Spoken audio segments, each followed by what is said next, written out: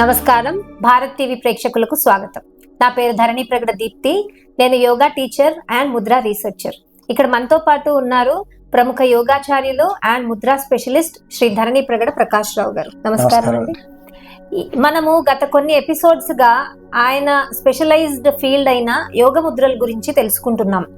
ఈ యోగ ముద్రలతోటి ఎన్నో ఆరోగ్య సమస్యల నుంచి బయటపడొచ్చు అనే విషయాన్ని మనం నెమ్మదిగా నేర్చుకుంటున్నాం కూడా. అయితే ఈ రోజు మనము ఒక స్పెషల్ సమస్య గురించి చూద్దాం. ఈ చలికాలంలో ముఖ్యంగా చాలా మంది తలంటి పోసేసుకుని బయట బండి 2-వీలర్ మీద వెళ్తున్నారు, ఆఫీసులకు కానీ ఏదైనా చిన్న పనుల మీద కానీ. ఆ చల్లగాలి చెవుల్లోకి వెళ్ళిపోయి వాళ్ళకి చెవుల్లో ఒక రాంటి రింగింగ్ సౌండ్ వినిపిస్తోంది. కంటిన్యూస్ గా సౌండ్ వినిపిస్తూ ఉంటుంది, లేకపోతే ఇకో అవుతుంది. ఏదైనా మాట్లాడుతుంటే ఆ సౌండ్ వాళ్ళకి రీసౌండ్ లాగా వినిపిస్తూ ఉంటుంది. అది ఒక సమస్య అండి. అది గనక ముదిరితే టినిటస్ అనే సమస్యలోకి వాళ్ళు వెళ్ళిపోతారు. సో ఇలాంటి సమస్య రాకుండా, లేకపోతే ఆల్రెడీ ఈ సమస్య స్టార్టింగ్ లో ఉన్న వాళ్ళకి, లేకపోతే ఆల్రెడీ వచ్చిన వాళ్ళకి ఒక అద్భుతమైన ముద్ర ఉందండి. చాలా బాగా తగ్గించే ముద్ర. ఆ ముద్ర గురించి విషయాలు తెలుసుకుందాం. చెప్తారా అండి? నమస్కారం అండి.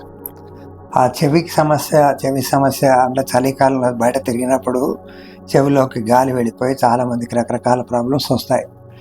దీనికి శూన్య ముద్ర చాలా బాగా పనిచేస్తుంది. శూన్య ముద్ర పొద్దున్న ఉదయం కానీ సాయంత్రం కానీ వేయొచ్చును. కానీ ఒకవేళ ఇంకోలాగా అనుకుంటే 7 తర్వాతనే వేయండి. పొద్దున వేయకండి. 7 తర్వాత టిఫిన్ చేసే ముందు, అంటే తిరగముందు వేయాలి. అలాగే సాయంత్రం టైం కూడా 7 కన్నా ముందే చేయాలి. 7 తర్వాత చేయకండి. ఇది తినకముందే సాధన చేస్తే మంచిది. ఈ ముద్ర పేరేంటి? శూన్య ముద్ర అంటారు. ఇది చెవి సమస్య చాలా బాగా తగ్గిస్తుంది, చాలా వేరంగా తగ్గిస్తుంది. కొన్ని సమస్యలు మందులతో కూడా తగ్గనివి అంత ఈజీగా తగ్గే పద్ధతి దీంట్లో ఉంది. శూన్యముద్ర ఎలా వేయగలరు చూడండి. అన్ని వేళ్ళు తెరిచి ఉంచాలి.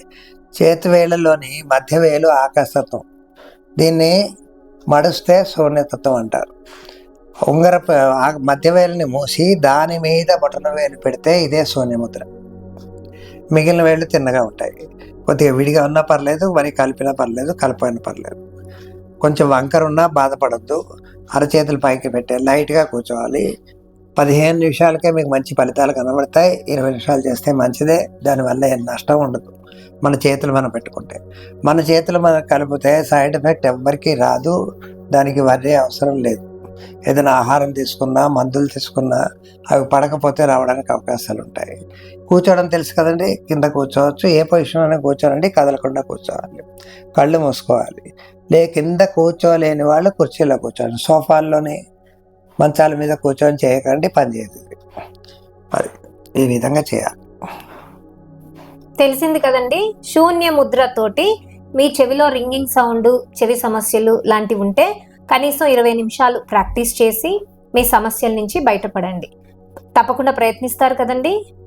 నమస్కారం.